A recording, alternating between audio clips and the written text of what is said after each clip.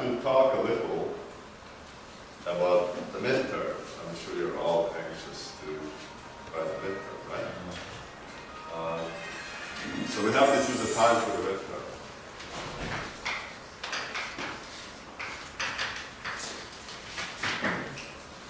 And I also have an assignment to give you, which is the next assignment. And on that, I have a date already. And I'll tell you that. So let's do on the 26th. But we have to choose a midterm date. October 26th. But we have to choose a midterm date, and I'd like to have it fairly soon. Not today, too soon. What possible days are,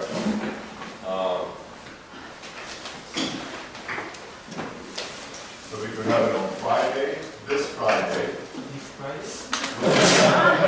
This is the 16th.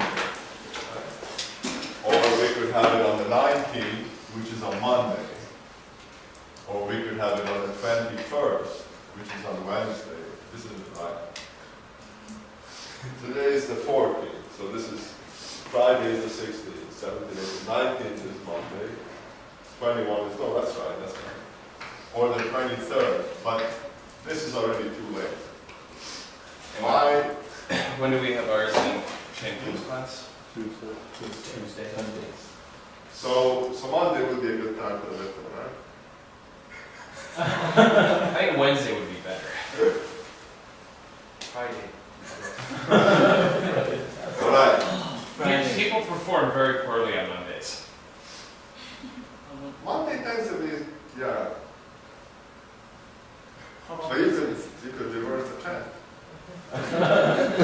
All right, let's have a show of hands. How many wanted this Friday? You win. How many wanted on Monday? Wednesday. Friday. Too far. Too far away. Let's do it Wednesday. Any reason not to do it Wednesday? I have two exams next week, so On Wednesday? two exams. One is Wednesday? Tuesday, one is Wednesday. But you already have lots of momentum. We'll do it on the 23rd. But you have an assignment which I'll email to you today. It will be due on the 26th. Okay? We cannot change that. Okay? All right. Do you want to change your choice now that you've thought about that?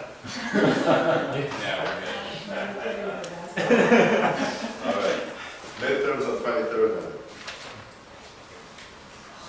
Okay. All right. Any questions on what we've done so far? From where to where?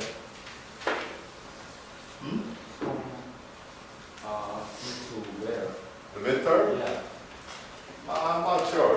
Certainly what we're doing now, we're still responsible for. But you will not be responsible for material that you cover after the 23rd.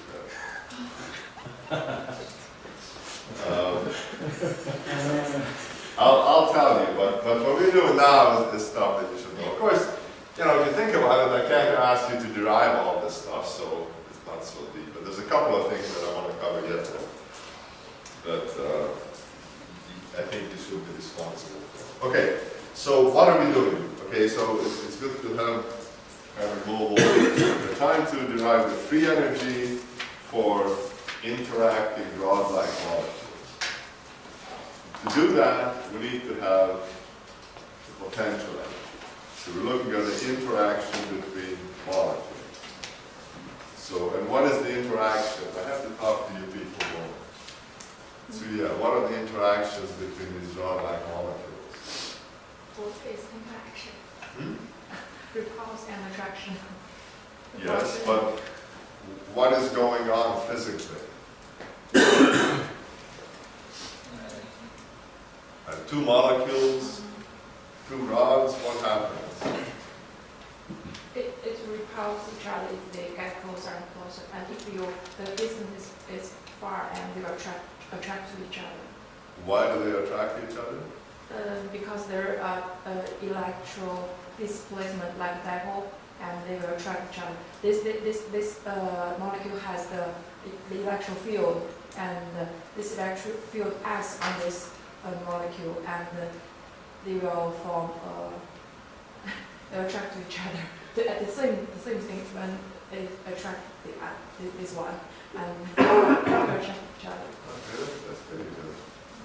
And this is called what kind of interaction? Van der Waals. Yeah. Yes. Good. Okay. So charge fluctuation, dipole, dipole field, polarizes the other guy. It makes a dipole, induced dipole, electric field, comes back to the first guy. So the energy of the first guy is changed by the presence of the second. And two things happen. They attract each other, and the energy depends on orientation. And we will show now that they really want to be parallel if the polarizability is bigger along the long axis, and we're only considering that polarizability. Okay, so we wrote down the energy of the pair of molecules, and then we went through this business. We said that the energy of one molecule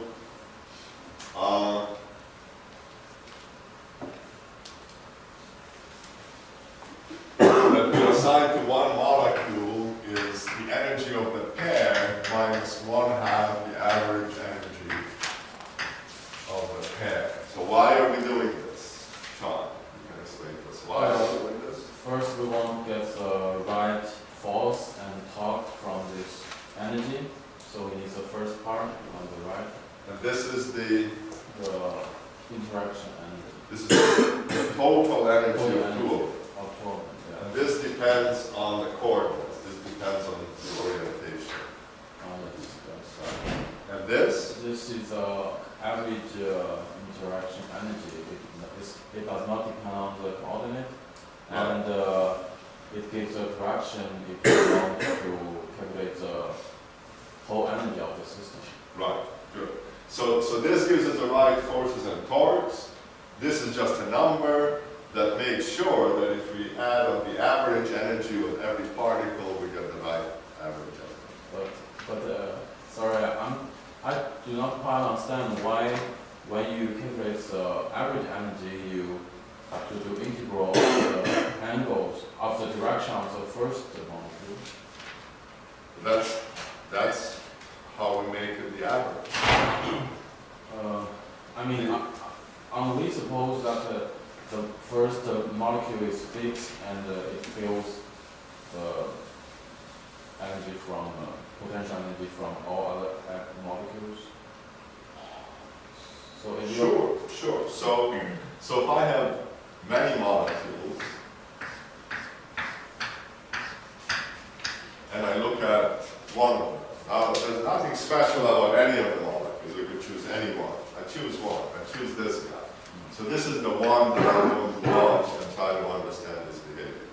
So it will interact with this neighbor, with this neighbor, with this neighbor, with this neighbor, with every neighbor. Yeah. So I have to figure out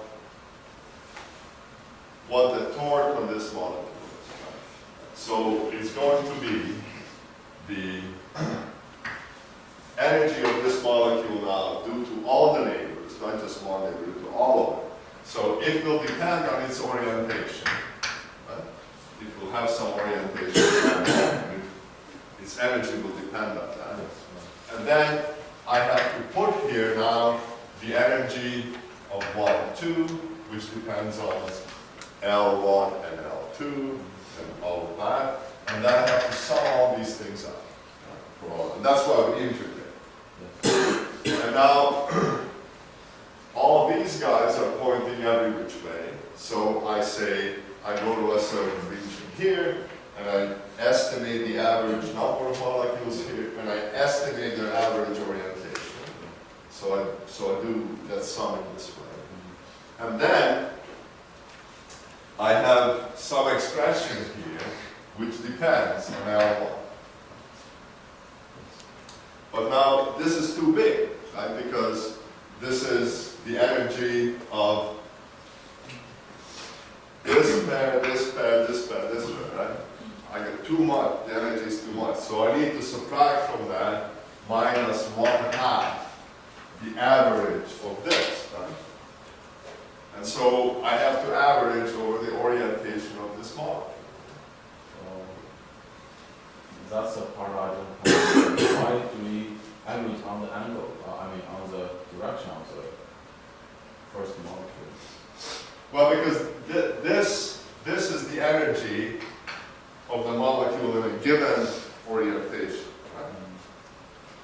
And depending on what orientation I look at, I get a different number. Oh, can I understand? But I want to know what the average energy is, right? So I have to average over the orientation of this molecule, with the right probability.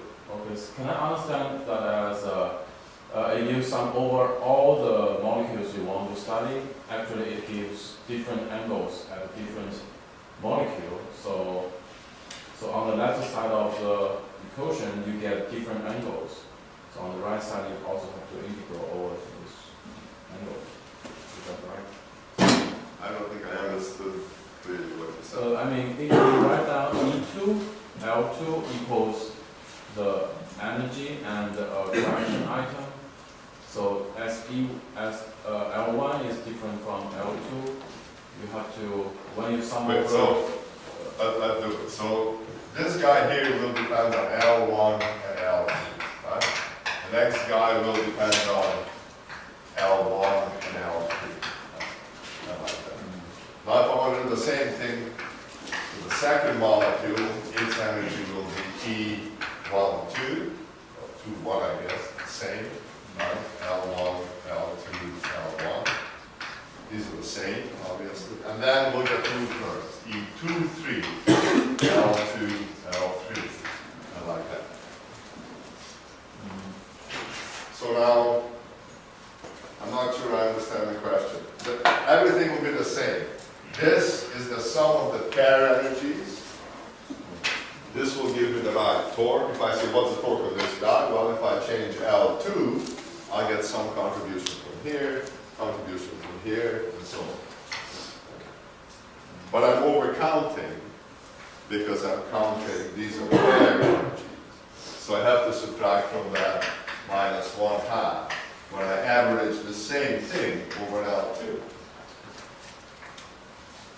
And this will be the same. They'll have the same functional form because everything is basically the same. And I think it may be easier just to think of what happens if you have two things. Even if you had two masses and a spring here. Suppose that all you had is masses and spring, and you stretch the spring, and then you say, what will happen if I let go? Well, what's the force acting on this guy? It's just the derivative of the energy with respect to the position of that guy. That will give me the force. So I need to take the total energy to get the force. That will be the same equal and opposite force on the other guy. So I need to take the total energy of the system, of both particles, to get the right force. But if I were to give all of that energy to this guy, then if I said, what is the average energy per particle, then I would overcount. So I have to just subtract a number, which is independent of coordinates. And so, we average over L2 here, which just tells me, the average of this quantity here, and then we don't overcount. There are other ways of doing this, but I think this is the simplest explanation, is that you need to take the pair energy, these are all pair energies, to get the right forces and torques. But if you assign all of the pair energy to each molecule, we'll overcount by a factor of 2. So we have to subtract half of the average just to make sure that when we average energy per particle we have in that time. So that from average energy for all direction of the air component. Yeah, so what we want is we want to know what is the average energy per particle. Right? So the particle may spend 90% of its time pointing this way, 10% pointing this way. So the average energy means we have to average the energy as a function of orientation correctly. Right? So, I mean, if it spends all its time pointing this way, and then it gets average energy. If you spend none of its time pointing this way, then we can disregard it. So we do the average by multiplying. So we take the quantity in here, whatever quantity we have over here, we take that and we multiply it with the probability of L2 having some orientation, right? And integrating over all orientations of the particle.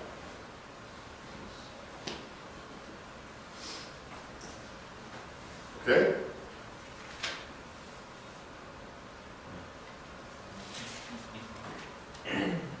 Emina, are you happy? Okay. All right. So,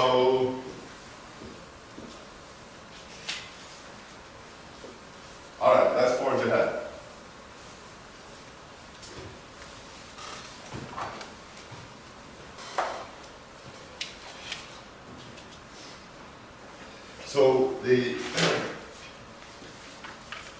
So we can write the energy then of any particle, let's say particle 1, as a sum of two terms.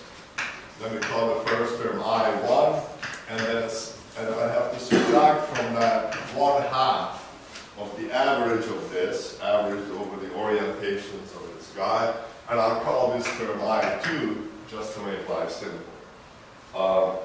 And then if we write down I1, we write down the energy 1, 2, which is just the interaction energy between two of the rods. And we said that that was just this h nu alpha squared number density 4 pi epsilon naught squared. Well, let me put this number density aside. So this is the strength of the interaction. We have a minus sign up front. And then we have this orientation dependent term, L1 dot R hat, where this is the intermolecular vector, times L2 times R hat minus L1 L2. And this whole business is squared. And then we had an R to the 6 here. So this is the energy with this constant factor. This is the energy of two particles, orientation L on L2, separated by a distance R. Now, if I want to get the energy of one particle, I have to sum over all the names. So I have to go to particle 3, particle 4, particle 5. R will change, the orientation. It seems it has no dependence on the coordinate also. On what? It has no dependence on the coordinate as well. On the coordinates. Yeah, Which coordinates? on the, but I thought you just mentioned that the first term, that E12, has dependence on the coordinate, but it seems that this one has no dependence on the coordinate. It depends on the orientation of the two particles. But it's the dot over, it's a dot to R. Hmm? It's the orientation dot R, so. Well, it depends on orientation in this way. Right? I mean, that's what we got. You know, it depends on orientation. This is a function of orientation.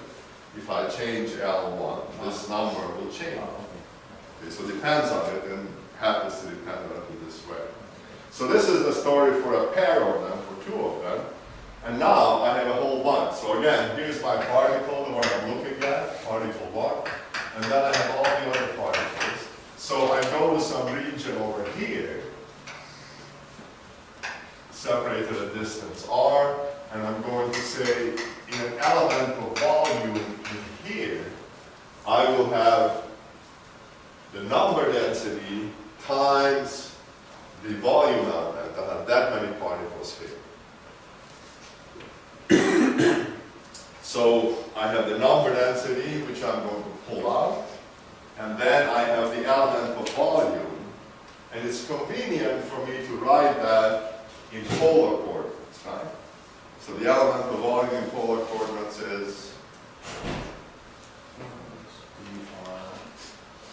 R squared sine theta d theta d phi d r.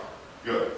It's r squared sine theta r. Right? So here we are talking about measuring the polar angle of this intermolecular vector. So this theta has nothing to do with these orientations over that.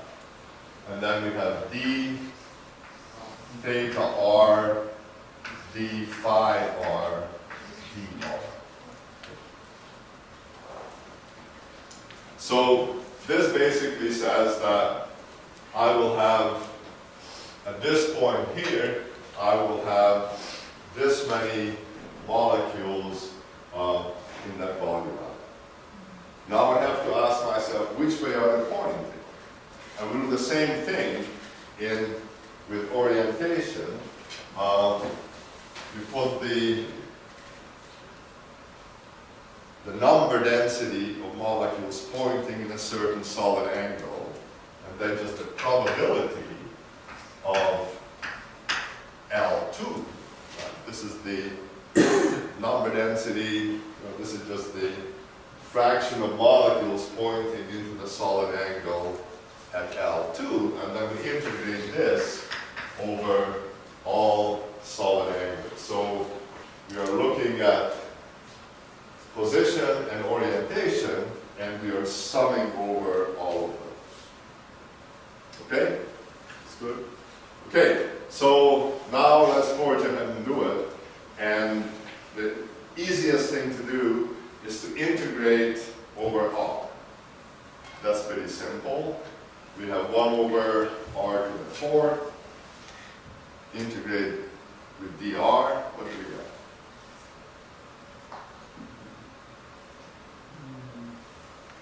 Minus 3 1 over 5. minus 3 over r. So we have dr over r to the 4th now, because of the r squared, and we are integrating, and now where do we integrate from, and where do we go to? Minus 1/3. R squared. No, before we do that, what are the limits of the integration? 0. So r is the intermolecular vector, right? Bring them together. I can't bring them too close, right? Yeah, so we can go infinitely far away. That part's easy. But when we bring them together, you know, this is complicated, right? Depends on which way they point. To examine the molecular gradient. Well, if there were spheres, it would be easy, right? It would be just, as you say, just twice the radius. They're not spheres. And it's a really tough problem. And in fact, nobody has really solved this problem. That's a kind of an outstanding problem. But we'll fudge it. Okay? We'll just say that there's some distance there, and the molecules, on the average, cannot come closer to that. And that distance is something like the diameter of the molecule. But really, this should be some orientation-dependent function, but it's a tough problem. So we recognize it as an interesting problem. Maybe you make a mental note when I have time, I'll work it out. And for now, let's just put in here some R naught, which is just some length scale on the scale of the diameter of the molecule. Okay? So, all right, now that we have this, we can do the integral. So what is it?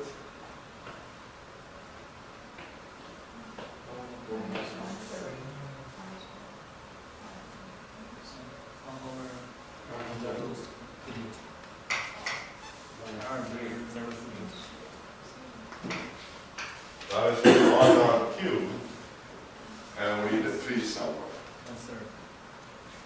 Good. Is it plus or minus? Plus, right. Just like that. Okay? Good. Alright, so we're happy. We've done this. We'll take out this R business. We've done that integral. And we just have 3 R naught cubed.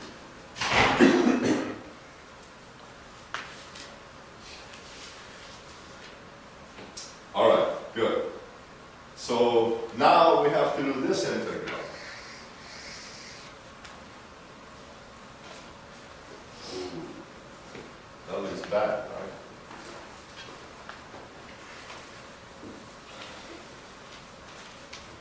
So how to do it? Well, if you think about it, you can say, alright, here's where R hat is. R hat has components of sine theta, cos phi, sine theta, sine phi, cos theta, right? Those are the components of this unit vector here. So we could imagine writing out these components, those components, multiplying them this, right? Then squaring it, we get a pretty complicated thing. But then we could in principle do the integral because all we would have is a bunch of sines and cosines raised to some power. In principle, we could do it. Right? But a much nicer idea is an idea that came from Richard Feynman, who said that when you have integrals like this to do, you can often make life really simple for yourself by just thinking a little bit about what the answer will look like. So let's try to imagine what the answer will look like. So suppose that somebody has done this integral for you. What will the answer look like? Will it contain an R hat? No, it's gone. You've integrated it up. So R hat will not be in the picture. Okay. And this is a scalar, right? It's not a vector, it's not a tensor. This quantity is just a number. Okay, so we have to have a scalar that doesn't contain R hat. What does it contain? It'll contain the L1 and the L2. So what are possible? You know, so what is possible that we'll just get a number, like 3 or pi or something. Okay. So we would expect that maybe the answer looks something like a constant, and then maybe something else. Now what would the something else be? The something else would depend on L1 and L2. It has to be a scalar. How can you make a scalar from 2 vectors? Dot product. You take the dot product, only way. So we would say, okay, maybe it looks like L1 dot L2. What about L1 dot L1? That's 1. Maybe that's already in there. All right, so maybe we got a term like this. Okay. Can we have a term like this in the answer?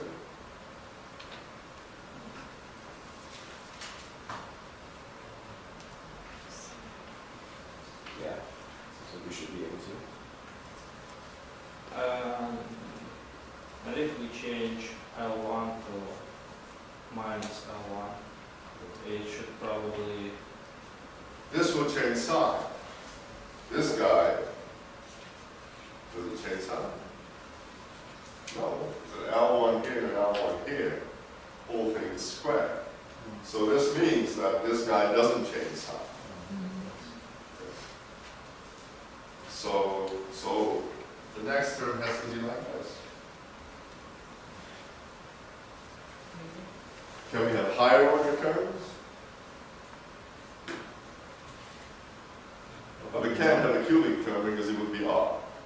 So the only possible term would be some term to the fourth power. Right?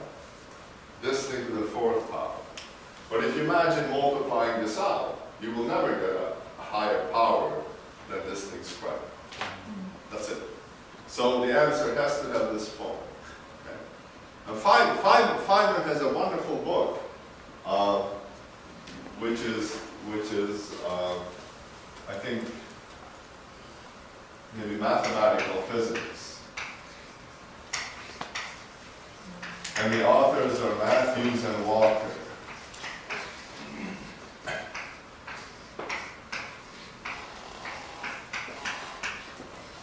But it's really based on the lectures of Feynman at Caltech. But if you just look at the book, you pick it up, you don't see that. But if you open the book, then you see this is a book of lectures by Feynman. And it's really mathematical methods, and they're really beautiful. They're really simple and really elegant. And he talks about doing these kinds of integrals in this sort of way. To try to anticipate that it's all, think about symmetry, and it makes life really easy. Okay, so we can do it that way. And then the question is, okay, what are the numbers, A and B? These are just numbers. Okay. So how can we figure out A and B? Let's take the derivative and watch what will happen. Maybe. But Derivative with respect to what? Let's just choose the case when L1 and L2 are perpendicular, right? Then this guy will be gone. Okay, so if L1, the point is that these are numbers, right? So this expression has to work for every orientation of L1 and L2. So it has to work for the case when they're perpendicular. Perpendicular, this guy's gone. So let's try to do the integral when L1 and L2 0.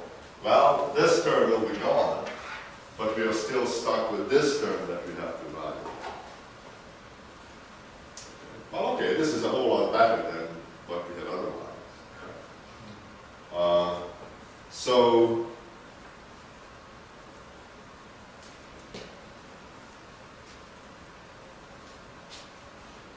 is this a good way to do it? I think so. Anyway, so we can now choose a coordinate system, and we can choose L1 and L2 to be any two things, right? I mean, there can be any directions we want. This expression has to work. There can be any things we want so long as they're orthogonal. So let's look at the case, for example, where we have L1 is in the Z direction and L2 is in the X direction. Right? We can see what we have. So if we do that, then this term is gone, and then our integral is just going to be 3 times.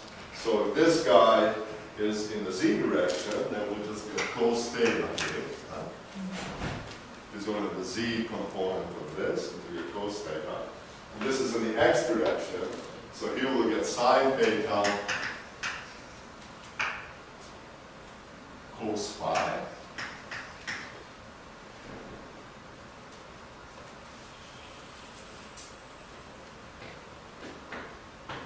And then we have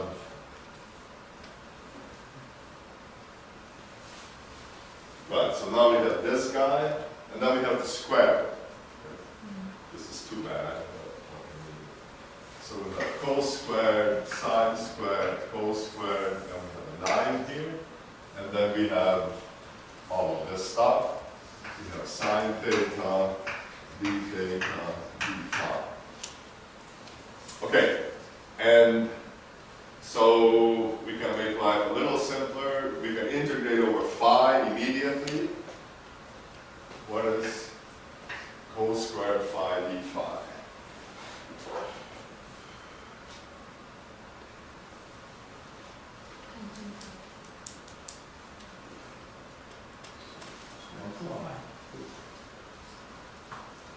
I think phi. Hmm?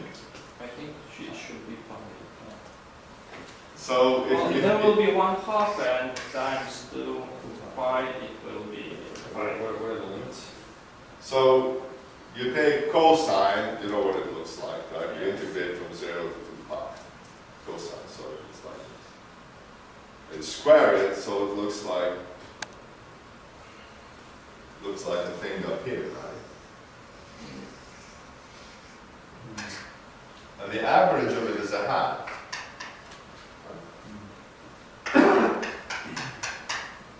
But the interval is 2 pi.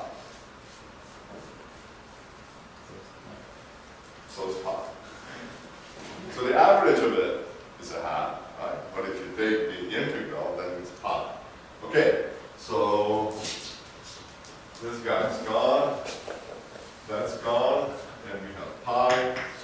And then, okay, so we can do this because we can write this, so we're integrating from 0, theta goes from 0 to pi, and then we can call this minus dx, and then this will be x squared, and this will be 1 minus x squared, and x goes from 1 to minus 1, and I can change the sign to go from minus 1 to 1 if I change this sign. So that's it. And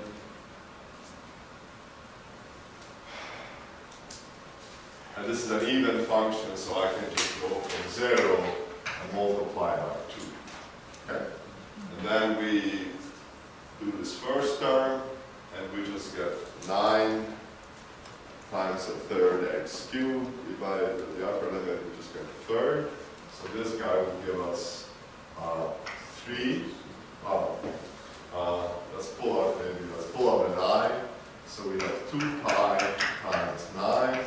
And then we have a third. And here we have minus x to the 4th. So integrate that, you get minus 1/5, and that's it. So this will be 2 over 5, 15 minus 3, 15 is 2 over 15. So we have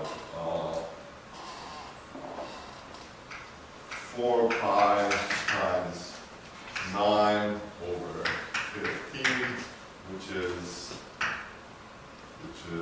divided by 3. So then it's 6 pi, no, 12 pi over 5. Okay, and then we look at the notes and see if we do it right. Yeah, 12 pi over 5. Okay, so it's pretty simple once you get the hang of this. Okay, so now we know A, right? So that's A. We still have to do B. And you do B in the same way. Once you know A, it's easy to choose B. It's easy to find B. Again, we do the integral for some really simple case. So what's a simple case?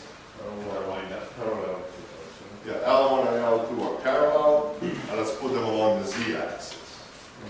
So if we do that, then we get 3 cos theta cos theta. So we get 3 cos squared theta minus 1. That's familiar, we've seen that before. And then we have that squared, and then we have sine theta, d theta, d phi.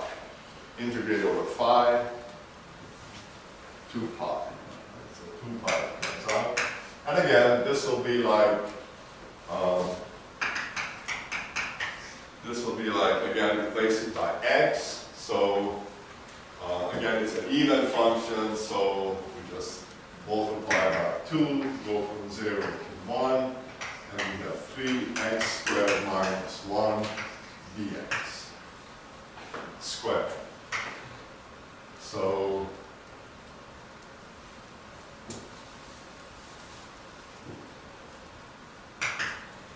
we have 4 pi, and then integral 9x to the 4 minus 6x squared plus 1. And just do this. We have 1/5 here, so we have 9/5 minus 6/3 plus 1. And this is just minus 2 plus 1 is just minus 1. And so this is 4/5. So we get 16 pi over 5. Right.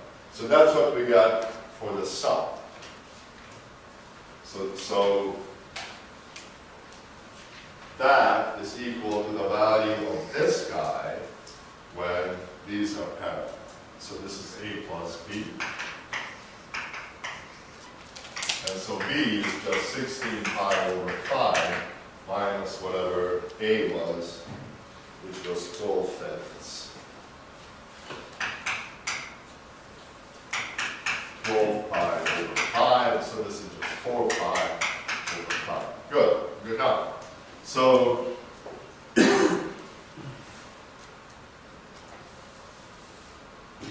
this is just 12 pi over 5 plus 4 pi over 5 times L1 dot L2 squared. See, it's a whole lot easier to do it this way than to actually write it out term by term, multiply it out, or so going through it. So the point I want to make is that the advantage of representations like this, which are coordinate independent, is that you can always choose a coordinate system where life is simple. You just choose L to be in a certain way, this L to be in a certain way. You can go to a special situation where everything becomes simple. If you write everything out in terms of components from the very beginning, then you don't have the freedom, and you often end up having to do a lot of tedious stuff unnecessarily. Okay, so this is the punchline for now. That we have now a pretty tidy expression for the energy.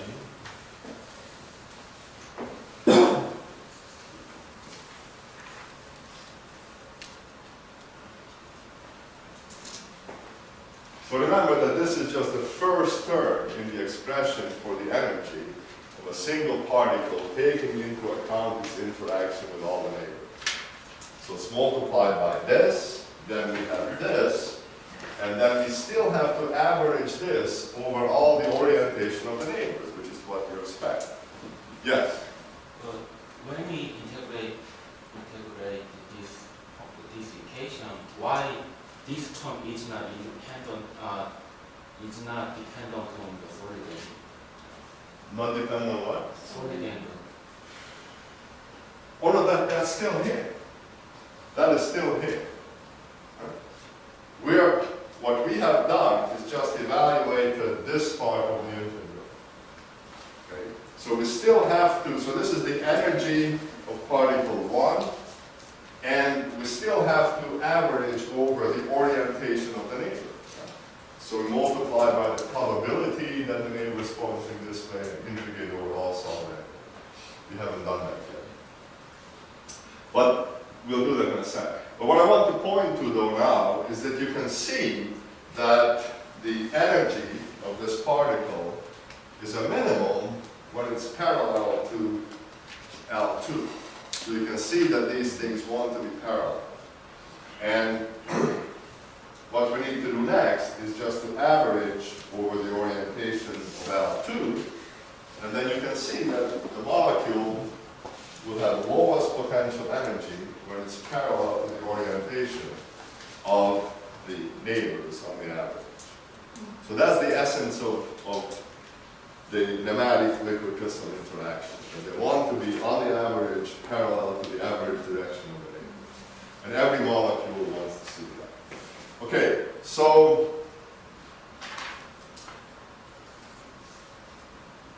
this is a good time to go to that.